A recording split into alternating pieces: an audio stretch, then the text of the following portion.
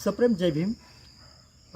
आज आपल्यासोबत सन्माननीय राजाराम खरात साहेब आहेत आणि खरात साहेबांबद्दल आपण सगळ्यांनी बरंच काही ऐकलेलं आहे।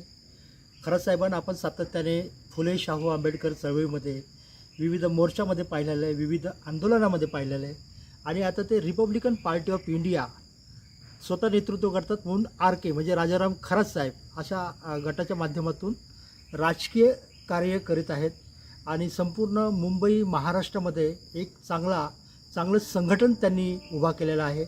असे राजाराम खरात साहेब आज आपल्यासोबत आहेत। आपण त्यांना जाणून घेण्याचा प्रयत्न करूया की त्यांनी सुरुवात कशी केली, ते सामाजिक आणि राजकीय चळवळीमध्ये कधी आले, कसे आले, या सगळ्या गोष्टी आपण जाणून घेण्याचा प्रयत्न करणार आहोत। तर आपण आता खरात साहेबांकडे वळूया। खरात साहेब, आम्हाला हे समजून घ्यायचं आहे की तुमचं बालपण किंवा तुमचं शिक्षण कसं झालं आणि तुम्ही एकूणच सामाजिक राजकीय क्षेत्रामध्ये कसे आले, तर अगोदर थोडं स्वतःबद्दल सांगा तुम्ही। माझं बालपण गेलं 7 रस्त्यामध्ये, BIT चाळ 7 रस्ता।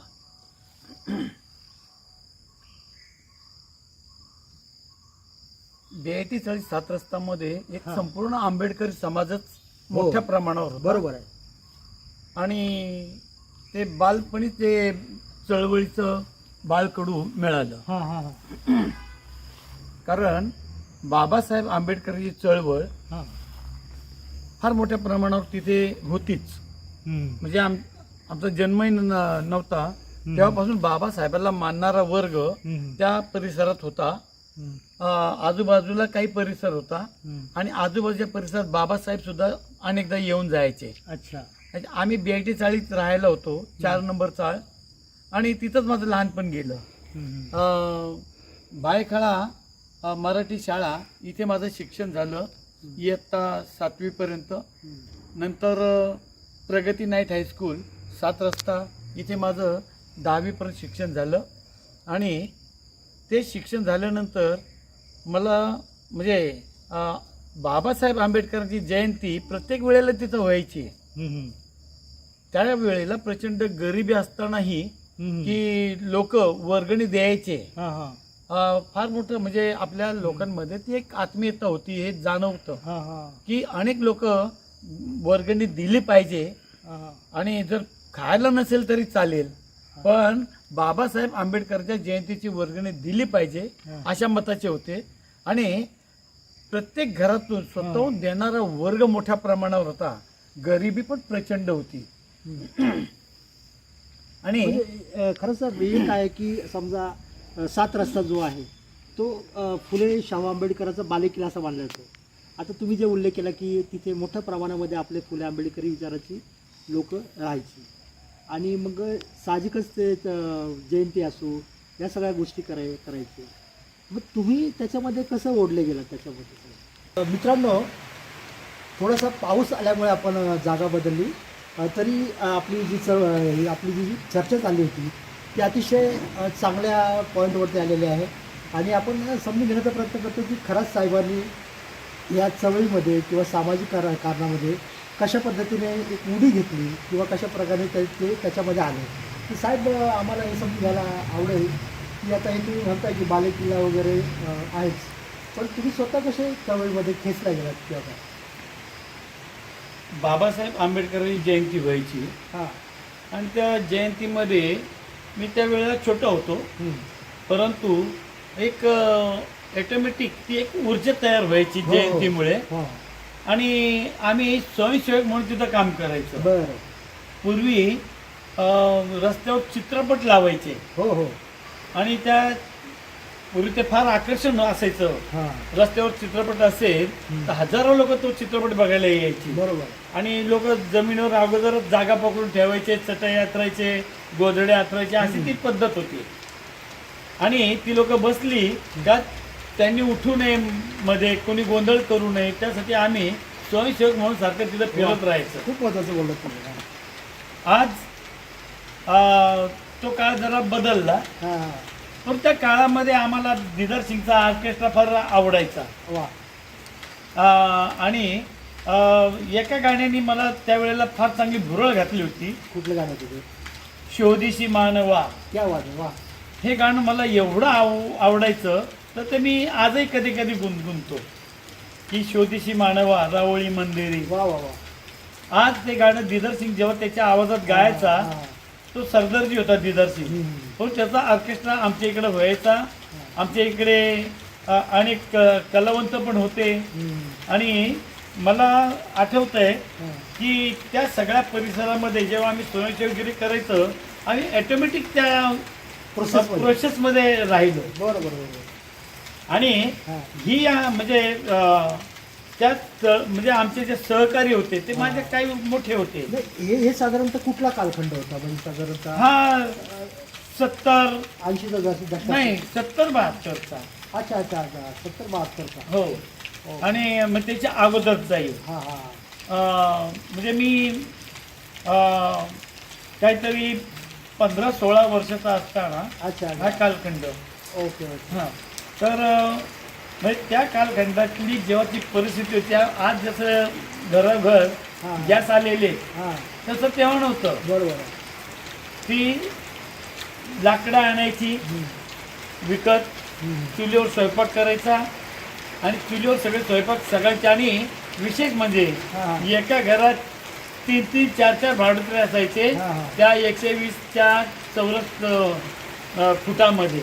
म्हणजे 10x12चं घर हां. आणि त्याच्यामध्ये 4-4 भाडोत्री हां.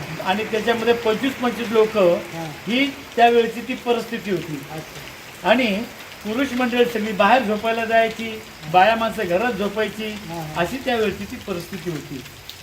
म्हणजे थोडक्यामध्ये काय की आता आपण गॅसशिवाय जगणंच कठीण समजतो, पण त्या काळामध्ये मुंबईसारख्या ठिकाणी खरंच साहेब चुली वगैरे होत्या. हो. अच्छा अच्छा. आमच्या घरात चूल होती. हां. आमचा स्वयंपाक झाला त्याच चुलीवर हां. आमचा भाडोत्री स्वयंपाक करायचा. अच्छा अच्छा. त्याचा झाल्यावर दुसरा स्वयंपाक करायचा. हां आणि काही लोकांकडे त्या वेळेला वातीचे स्टोव आले होते. हां हां. पण ती फार कमी असायचं कारण त्याला रॉकेल लागायचं. त्या टायमाला रॉकेल 5 आणे लिटर होतं. हां हां. तर आता ही सगळी परिस्थिती त्यावेळेस मुंबईमध्ये होती आणि साहजिकच हा जो आपला गावाहून आलेला वर्ग आहे मुंबईमध्ये स्थिरावला होता आणि कुठे गिरणी कामगार म्हणून काम करायचे किंवा छोटे मोठे उद्योग किंवा प्रायव्हेट कंपन्यामध्ये काम करायचे. तर त्यावेळेस एकूण आपली लोक कुठे कुठे काम करायची, काय स्थिती होती त्यावेळेस? गिरण्यामध्ये लोक होती आपली. परंतु म्हणजे आमचा परिवार म्हणजे तिथे आमची मावशी होती, 2-3 मावशी होत्या, मामा होते 2. आणि ते सगळे भायखळ्याला भाजी बाजारात हां. भाजी विकायचे. अच्छा. आणि तिथं असेही काही लोक होते हां की वखारीत जायचे, तिथून लाकडं आणायचे आणि बाहेर वाट्यावर विकायचे. ते 2 आणे वाटा, 10 पैसे वाटा. त्या टायमात 10 पैशाचं 1 आणा, 2 आणे, 3 आणे असं ते. अच्छा. हे हां, चालायचे, एक आणा, दोन हां, आणा 1 आणा, चालायचे. 2 आणे चालायचे. आणि त्याच्यावर काही लोक गुजरण करायचे, हां. काही लोक मोलमजुरी करायला जायचे. विशेष म्हणजे आपला स्त्रियांचा फार मोठा वर्ग घर काम करायला जायचा. अच्छा. आणि घरकाम त्या करायच्या आणि आपल्या संसाराला हातभार लावायचा. वा. असं त्यावेळेचं ते चित्र होतं. बरोबर आहे. आणि मला म्हणजे आजही ते आठवते चित्र की हे जीवन आम्ही जगलो. अंगावर फाटके कपडे असायचे पण लाज नसायची. आम्हाला खेळायला विट्टी दांडू होते, मोबाईल नव्हते. आम्ही खो खो खेळायचं, कुरघोडी खेळायचं. म्हणजे अनेक असे खेळ होते जे आता दिसतच नाही. बरोबर. नेगोरचे आता कोणी ऐकलं असेल की नसेल मला माहीत नाही. हां. आबा धाबी कोणाला माहिती असेल की नाही मला माहीत नाही. परंतु तो चेंडू घ्यायचा आणि एकमेकाला मारायचा. फुटबॉलमध्ये आम्ही एवढे चॅम्पियन होतो की आम्ही त्या फुटबॉलची खूप छान खेळायचो रस्त्यामध्ये. विशेष म्हणजे त्या रोडला पाय स्ट्रीट होती 7 रस्त्याला. हां. आणि पाय स्ट्रीटमध्ये रोज संध्याकाळी 7-8 वाजले का आमची कबड्डीची टीम असायची. अरे वा. त्या टायमाला कबड्डीपेक्षा हुतुतुला जास्त महत्व होतं. हुतुतू. आणि आमची सगळी मुलं खूप त्यावेळेला म्हणजे त्या टायमाला मी पण मुलगाच होतो. अच्छा. तर आम्ही तिथे हुतुतू खेळायला जायचं. हां. डांबरी रस्त्यावर हां. एकमेकाला आपटायचं. हां, हां. पण कधी लागल्याची तक्रार नव्हती. म्हणजे एवढं ते वातावरण चांगलं होतं. फुटबॉल पण आम्ही खेळायचं तर एवढं आकर्षक पद्धतीने फुटबॉल असायचं. मनसोक्त खेळायचं. कधी पावसात भिजलेले कोणी आजारी पडायचे नाही, सर्दी नसायची, काही नसायचं. आणि मस्तपैकी ते एक चांगलं आयुष्य मला तिथं जगायला वा मिळालं. वा वा, तुमचं बालपण तसं खूप चांगलं गेलं हो असं मला. एकदम एकदम. हा, पण पुढे मग शालेय जीवनानंतर कॉलेज वगैरे कसं काय केलं तुम्ही? कॉलेज नाही झालं की घरची परिस्थिती बेताची होती हां आणि मी 10वी पर्यंत कसं बसा गेलो हां ते काहीतरी उद्योगधंदा करता करता गेलो. अशी त्या टायमाला परिस्थिती नव्हती मला कॉलेजमध्ये जाण्याची, हां हां कारण एकटी आई, तिच्या जीवावर आम्ही खाणारे वडील वारलेले होते लहानपणी, हां हां तर त्याच्यामुळं आईला हातभार लागायचा आमच्यामुळं. आणि आई जो भाजीपाला धंदा करत तिथं जाऊन आम्ही बसायचो किंवा कधी कधी आम्ही स्वतःही माल आणायचं आणि बाहेर विकायचं, त्यातून 2 पैसे चांगली किफायत मिळायची.